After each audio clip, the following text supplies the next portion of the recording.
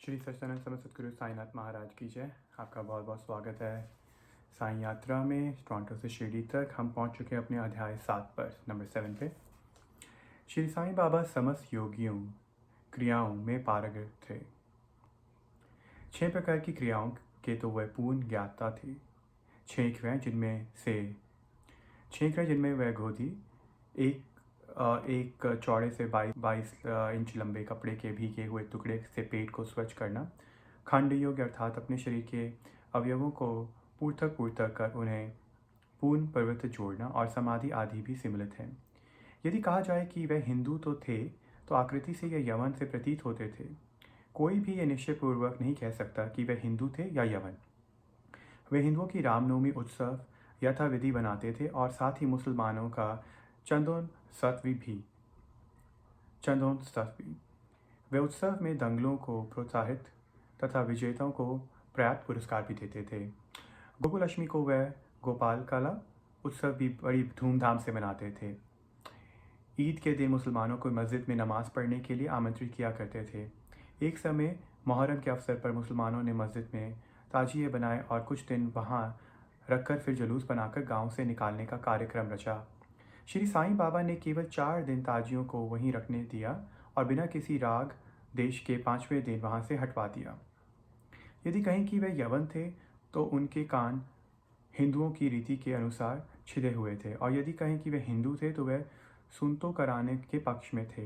नाना साहेब चंदोलकर, जिन्होंने उनके बहुत समीप से देखा था, उन्होंने बतलाया कि उनकी सूत्र नहीं हुई थी।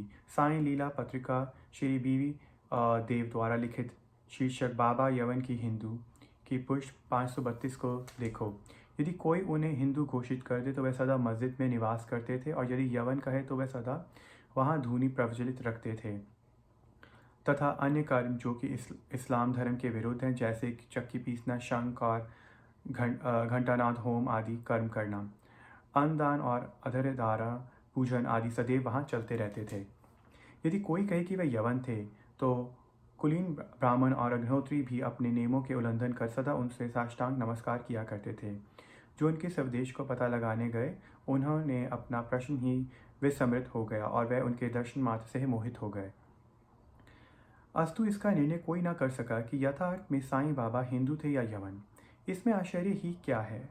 जो अहंग और इंद्रियन सुखों को तंजलित देकर ईश्वर की शरण में आ जाता है तथा जब उसे ईश्वर के साथ अभिन्नता प्राप्त हो जाती है, तब उसकी कोई जाति पाति नहीं रहती। इसी कोटि में श्री साईं बाबा थे। वह जाति और प्राणियों के किंचित मात्र भी भेदभाव नहीं रखते थे। फकीरों के साथ वह आमिष और मछली के साथ सेवन कर लेते थे। कुत्ते भी उनके भोजन पात्र में मुंह डालकर स्वतंत्रपूर्वक खाना खाते थे, परंतु उन्होंने कभी कोई आपत्ति नहीं की। ऐसा अपूर्व, अद्भुत और श्री साईं बाबा का अवतार था। गत जन्मों के शुभ संस्कारिक और परिणाम स्वरूप मुझे भी उनके श्री चरणों के समीप बैठने को, उनका संग लाभ उठाने का सौभाग्य प्राप्त हुआ।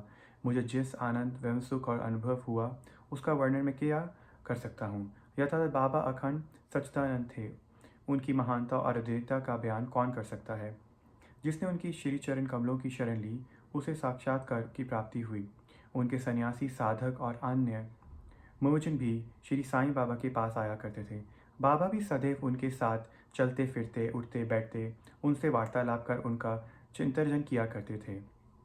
अल्लाह मालिक सदैव उनके होठों पर था।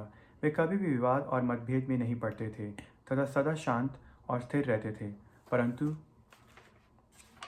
कभी कभी क्रोधित हो जाया करते थे। वे सदैव ही वेदांत की शिक्षा दिया करते थे। कोई भी अंत तक ना जान सका कि श्री साईं बाबा वास्तव में कौन थे।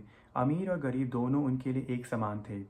वे लोगों के रूह व्यापार को पूर्णतः जानते थे, और जब वे रहस्य प्रकट करते तो सब विस्मित हो जाते थे। स्वयं ज्ञानतार होकर भी वे सदैव ज्ञानता का प्रदर्शन किया करते थे। उन्हें आदर सत्कार से सदैव अरुचित थी। इस प्रकार का श्री साईं बाबा का विशिष्ट था। थे तो वह शरीरधारी, परंतु कर्मों से उनकी ईश्वरीयता स्पष्ट झलकती थी। शिरडी के सकल नर नारी उन्हें परमहंस भी मानते थे। बाबा की प्रकृति। वे विमुख जो हो, श्री साईं बाबा की अद्भुत लीलाओं का वर्णन नहीं कर सकता। शिरडी के पायल समास्त मंदिर को उन्होंने जीर्णोद्धार किया। श्री तात्या पाटिल के द्वारा शनि, गणपति, शंकर, पार्वती, ग्राम देवता और हनुमान जी आदि के मंदिर ठीक करवाए। उनका दान भी विलक्षण था। दक्षिणा के रूप में जो धन एकत्रित होता था उसमें से वे किसी को 20 रुपये, किसी को 15 रुपये, किसी को 50 रुपये इस प्रकार प्रतिदिन स्वच्छतापूर्वक वितरण कर देते थे। प्राप्तिकर्ता उसे शुद्ध दान समझते थे। बाबा को भी सदैव यही अच्छा थी कि उसका उपयुक्त राशि में व्यय किया जाए। बाबा के दर्शन से भक्तों को अनेक प्रकार का लाभ पहुंचता था। उनके निष्कष्ट और स्वस्थ बन गए। दुष्टात्मा पुण्यात्मा में प्राप्त हो गई। उनके कुष्ठ रोग से मुक्ति हो गई। अनेकों ने मनोवांछित फलों की प्राप्ति हो गई। पंगुओं को पंगुता नष्ट हो गई। उनकी कृति दूर दूर तक फैलती गई और भिन्न भिन्न स्थानों से यात्रियों के झुंड शिरडी आने लगे। बाबा सदा धूनी के पास ही आसन जमाए रहते और वहीं विश्राम किया करते थे।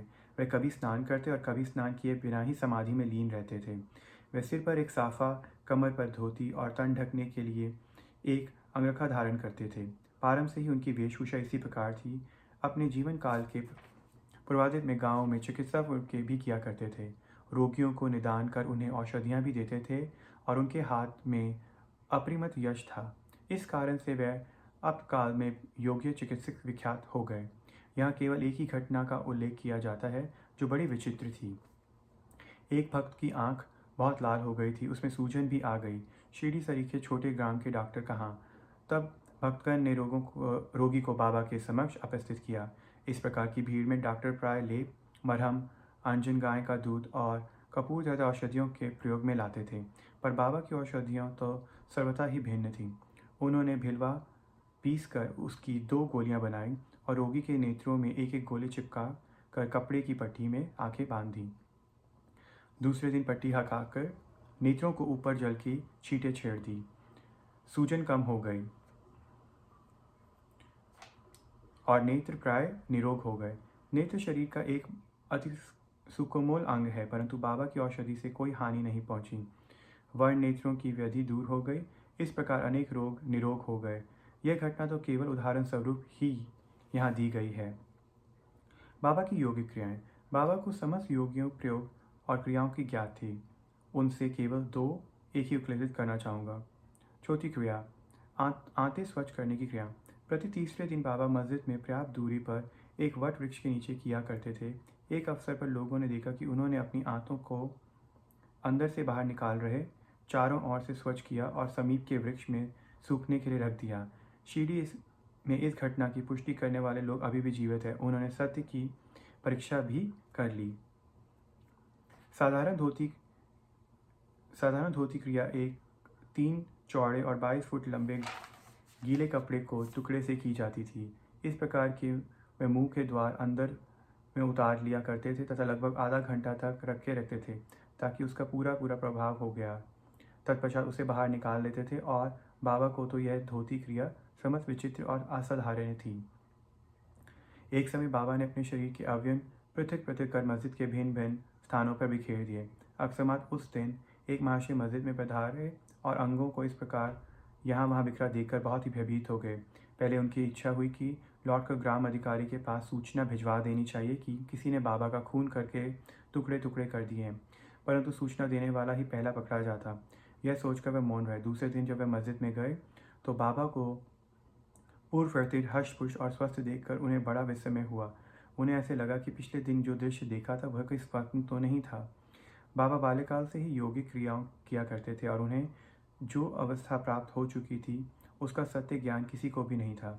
चिकित्सा के नाम से उन्होंने कभी किसी से एक पैसा भी स्वीकार नहीं किया। अपने उत्तम लोकप्रिय गुणों के कारण उनकी कीर्ति दूर दूर तक फैल गई। उन्होंने अनेक निर्धनों और रोगियों को स्वास्थ्य प्रदान किया। इस प्रसिद्धि डॉक्टर के डॉक्टर, मसीहों के मसीहा ने कभी अपने स्वार्थ की चिंता न कर उन्हें विघ्नों का सामना किया तथा स्वयं असहनीय वेदना और कष्ट सहन कर सदैव दूसरों की भलाई की और उन्होंने विपत्तियों में सहायता पहुंचाई। वे सदा बरकरार चिंतित रहते थे। ऐसे ही एक घटना नीचे लिखी जाती है जो उनकी सर्वव्याप्तता और महान दयालुता को घोतक है। सन 1910 में बाबा दीपावली के शुभ अवसर पर धूनी के समीप बैठे हुए अग्नि का ताप रहे थे। एक तथा सदा ही धूनी में लकड़ी डाला जाते रहते थे। धूनी प्रज्वलित थी। कुछ समय पश्चात उन्होंने लकड़ियां डालने के बाद अपना हाथ धूनी में डाल दिया। हाथ बुरी तरह से झुलस गया। नौकर माधव और माधवराव देशपांडे ने बाबा ने के धूनी से हाथ डालते देखकर तुरंत दौड़कर उन्हें बलपूर्वक पीछे खींच लिया। माधवराव ने बाबा से कहा, देवा, आपने ऐसा क्यों किया? बाबा सावधान होकर कहने लगे, यहाँ से कुछ दूरी पर एक लहुराइन जब भट्टी झोंक रही थी तो उसी समय उसके पति ने उसे बुलाया। कमर पर बंधे हुए शिष्य का ध्यान छोड़ शीघ्रता से वे दौड़ कर गए। अभागे शिष्य फिसल कर भट्टी में गिर पड़ा। मैंने तुरंत भट्टी में हाथ डालकर शिशु के प्राण बचा लिए। मुझे अपने हाथ जल जाने से कोई दुख नहीं, परंतु शिशु के प्राण बच गए। माधवराव देशपांडे के द्वारा बाबा का हाथ जल जाने का समाचार पाकर श्री नाना साहब चंदौलकर बम्बई में सुप्रसिद्ध डॉक्टर पी श्री परमानंद के साथ दवाइयाँ, लिट और पट्टियाँ आदि साथ लेकर शीघ्रता से शिरडी को आए। उन्होंने बाबा से डॉक्टर परमानंद को हाथ की जांच करने से जले हुए स्थान पर दवा लगाने की अनुमति मांगी। यह प्रार्थना अस्वीकृत हो गई। हाथ जल जाने के पश्चात एक कुष्ठ रोग पीड़ित भागवजी शिंदे उनके हाथ पर सदैव पट्टी बांधते थे। उनका कार्य प्रतिदिन जले हुए स्थान पर घी मलना और उस पर ऊपर एक पट्टी रखकर पट्टियों में से उसमें प्रवृत्त कसकर बांध देना। घाव शीघ्र भर गए, जिसके लिए नाना साहब चंदोलकर ने पट्टी छोड़ना तथा परमानंद से जांच और चिकित्सा कराने का बाबा से बार बार अनुरोध किया। यहाँ तक कि डॉक्टर परमानंद ने भी उनकी बार बार प्रार्थना की, परंतु बाबा ने यह कहते टाल दिया कि केवल अल्लाह ही मेरा डॉक्टर है। उन्होंने हाथ का परीक्षण करवाना अस्वीकार कर दिया। डॉक्टर परमानंद की दवाइयाँ शिरडी के वायुमंडल में ना खुल सकी और ना उनका उपयोग हो सका। फिर भी डॉक्टर साहब का परम भाग्य था जो उन्हें बाबा के श्री दर्शन का लाभ हुआ। भागवजी को दवा लगाने की अनुमति मिल गई। कुछ दिनों के उपरांत जब घर भर गया तब सब भक्त सुखी हो गए, परंतु यह किसी को ज्ञात नहीं हो सका कि कुछ पीड़ा शेष रह गई थी या नहीं। प्रतिदिन प्रातःकाल घर में हाथ की मालिश और पुण्य कसकर पट्टी बांधना श्री साईं बाबा की समाधि पर्यंत ये कर्म इसी प्रकार चलता रहा। श्री साईं बाबा संघर्षपूर्ण शीघ्र को यथातथ में चिकित्सक को कोई भी आवश्यकता नहीं थी, परंतु भक्त के प्रमेश उन्होंने भागवत जी की यह सेवा निवर्तित स्वीकार की। जब बाबा लेंडी को जाते तो भागवत जी छाता लेकर उनके साथ ही रहता। प्रतिदिन प्रातःकाल जब बाबा धूनी के पास आसन पर विराजते तब भागवत जी वहाँ पहले से ही उपस्थित रहना अपना कार्य प्रारंभ कर देते। भागवत जी ने पिछले जन्म में अनेक पाप कर्म किए थे, इस कारण वे कुष्ठ रोग से पीड़ित थे। उनकी उंगलियां गल चुकी थी और शरीर पीप आदि से भरा हुआ था, जिससे दुर्गंध भी आती थी। यद्यपि ब्रह्म दृष्टि से वे दुर्भाग्य प्रतीत होते थे, परंतु बाबा का प्रधान सेवक होने के नाते यथायथ वे अधिक भाग्यशाली तथा सुखी थे। उन्होंने बाबा के सिंघने का पुण्य लाभ प्राप्त किया। अब मैं बाबा की दूसरी अद्भुत लीला का वर्णन करूँगा। श्रीमती खापरदेव अमरावती के श्री दादा साहेब खापर की धर्मपत्नी अपने छोटे पुत्र के साथ कई दिनों से शिरडी में थी। पुत्र तीव्र जड़ से पीड़ित था। पश्चात उसे प्लेग की गिल्टी गांठ भी निकल आई। श्रीमती खापरदेव भयभीत होकर बहुत घबराने लगी और अमरावती लौट जाने का विचार करने लगी। संध्या समय जब बाबा वायु सेवन के लिए वाड़े की ओर पास जा रहे थे तब उन्होंने उनसे लौटने की अनुमति मांगी तथा किंपित स्वर में कहने लगी कि मेरा प्रिय पुत्र प्लेग से ग्रस्त हो गया है, अब मैं घर लौटना चाहती हूँ। प्रेमपूर्वक उनका समाधान करते हुए बाबा ने कहा, आकाश में बहुत बादल छाए हुए ही आकाश पूर्ववत स्वच्छ हो जाएगा। ऐसा कहते हुए उन्होंने कमर तक अपनी कफनी ऊपर उठाई और कहा, उपस्थित सभी लोगों को अंडों के बराबर 4 गिल्टियाँ दिखाकर कहा, देखो मुझे अपने भक्तों के लिए कितना कष्ट उठाना पड़ता है, उनके कष्ट मेरे हैं। यह विचित्र और असाधारण लीला देखकर लोगों को विश्वास हो गया कि संतों को अपने भक्तों के लिए किस प्रकार का सहने करने पड़ते हैं। संतों का हृदय मोम से भी नर्म है और मक्खन जैसा कोमल होता है। वे आकरण ही भक्तों से प्रेम करते हैं और उन्हें अपनी निजी संबंधी समझते हैं। बाबा अपने भक्तों से कितना प्रेम करते हैं और किस प्रकार उनकी समस्त इच्छाओं और समाचारों को पहले से ही जान लेते हैं, इसका वर्णन कर रहे यह अध्याय समाप्त होगा। नाना साहब चंदोलकर बाबा के परम भक्त थे। वे खान देश में नदुरपुर के मामलदार थे।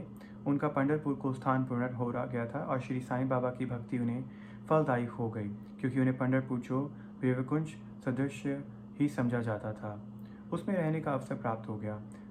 नाना साहब को शीघ्र ही कार्यक्रम संभालना था, इसलिए वे किसी के पूर्व पत्र या सूचना दिए बिना शीघ्रता से शिरडी को रवाना हो गए। वे अपने पंढरपुर में अचानक ही पहुंचकर अपने विठोबा बाबा को नमस्कार कर आगे प्रस्थान करना चाहते थे। नाना साहब के आगमन की किसी को भी सूचना नहीं थी, परंतु बाबा से क्या छुपा था, वह तो सर्वज्ञ थे। जैसे ही नाना साहब नीम गांव पहुँचे, बाबा पास बैठे हुए मांसापति आपा शिंदे और काशीराम से वार्तालाप कर रहे थे। उसी समय मस्जिद में सजदा छा गई और बाबा ने अचानक ही कहा, चलो चारों मिलकर भजन करें, पंढरपुर के द्वार खुल गए हैं, ये भजन प्रेम पूर्वक गाएंगे।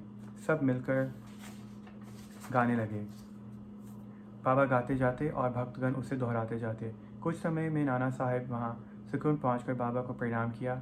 उन्होंने बाबा से पंढरपुर धारने तथा वहाँ से निवास करने की प्रार्थना की। को अब इस प्रार्थना की आवश्यकता ही कहाँ थी। भक्तगण ने नाना साहेब को बताया कि बाबा पंढरपुर वास के भाव से पहले से ही थे। यह सुनकर नाना साहेब द्रवित ही श्री चरणों पर गिर पड़े और बाबा की आज्ञा उदी और आशीर्वाद प्राप्त कर वे पंढरपुर को रवाना हो गए। बाबा की कथाएं अनंत हैं। अन्य विषय जैसे मानव जन्म का महत्व, बाबा की भिक्षा की निर्वाह, बाजाबाई की सेवा और तथा अन्य कथाएं को अगले अध्याय के लिए शेष रखकर अब मुझे यह विश्राम करना चाहिए। श्री सच्चिदानंद समस्त सद्गुरु साईनाथ महाराज की जय। इस कथा में बाबा के बारे में हमें और ज़्यादा विस्तार से चीज़ें पता चली हैं कि बाबा किस प्रकार से भक्तों की हर बात को ऑलरेडी पहचान लेते हैं।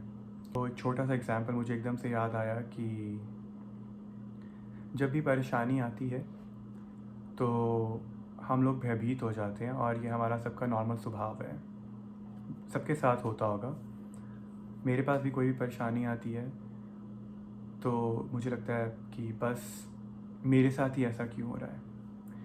पर जब कोई परेशानी आती है तो मुझे लगता है कि हमें उस समय ये बाबा को बोलना चाहिए कि ये मेरी परेशानी नहीं है, आपकी परेशानी है। क्योंकि जो बाबा के भक्त होते हैं, जो बाबा को फॉलो करते हैं, जो साईं का स्मरण करते हैं दिन रात सुबह शाम, तो उनको चिंता करने की कोई ज़रूरत नहीं, क्योंकि उनका ध्यान साक्षात श्री सच्चिदानंद समस्त सद्गुरु साईनाथ महाराज जी उनका साक्षात ध्यान कर रहे हैं। तो मुझे वो अभी भी याद है कि जब मैं शिरडी गया था, जो मैंने आपको स्टोरी शेयर करी, जो वहाँ पर मुझे दर्शन हुए, वो 4 सेकंड की सुबह की आरती की बात हुई। और जैसे कल मैंने कहा कि बाबा आप हमें इतना सुख मत दें कि आपको ही भूल जाएं, अंत में तो उसी का स्मरण करना है हम सबको। हमें आप दुखों से बचा के रखें और इतना दुख दें कि बस आपसे जुड़े रहें और उस दुख से हमें कुछ इतना इम्पैक्ट चीज़ों का ना पड़े और हम अपना जीवन, ग्रस्त जीवन हम ठीक से बिता पाएँ, माँ बाप के साथ, बच्चों के साथ, अपने लव वंस के साथ। तो बाबा अपनी कृपा हमेशा हम पे बनाए रखना। उसके बाद की स्टोरी ये थी कि जब वहाँ पे मुझे 4 बजे के दर्शन हुए और जिस तरह से मैंने अपने मम्मी पापा को एक्सप्लेन किया कि ऐसा हुआ है, तो मेरी बात उस समय कोई मानने को तैयार नहीं था कि 4 सेकंड का मतलब किसी को समझ नहीं आ रहा था। तो वही है, जब आपको ऐसी फीलिंग आती है, वो 1 सेकंड 1 घंटे के बराबर था या 4 सेकंड 4 घंटे के बराबर थे, वो आप खुद महसूस कर सकते हैं जिसके साथ जो वाक़ई होता है। क्योंकि बाबा के इतने रूप हैं, इतनी स्टोरीज़ हैं, इतने लोग हैं उनको फॉलो करने वाले, और सबकी लाइफ में कोई ना कोई कहीं ना कहीं चमत्कार हो ही रहा है। तो जो मैं ये कह रहा हूँ वो अपने आप से कनेक्ट बहुत आसानी से कर सकते हैं कि बाबा के चमत्कार सेकंड्स के अंदर होते हैं, मिरेकल्स होते हैं, हर समय होते हैं। फील करने वाली बात है। जब हम, मेरा मानना है, जब भी मैं साईं चरित्र पढ़ी है मैंने जितनी बारी भी, उस समय से पूरी ख़त्म होने तक कई बारी ऐसी भी चीज़ें आ जाती कि आप उस दिन नहीं साईं चरित्र पढ़ पाते, बट आप कोशिश यही करते हैं कि आपका वो जो एक नियम है वो ना टूटे, क्योंकि परीक्षा तो लेंगे बाबा। क्योंकि आप जब कोई भी सच्चे मार्ग पे चलते हैं किसी भी चीज़ के, उसमें कठिनाई हमेशा ज़्यादा आती है। तो मेरी भी कोशिश रहेगी और आपको भी यही कहूँगा कि प्लीज़ आप ये 50 डेज़ अपने साथ कनेक्ट रहें, साईं चरित्र पढ़ें, समझें, सुनें और अपने आप को अच्छा महसूस करें। जय साईं राम।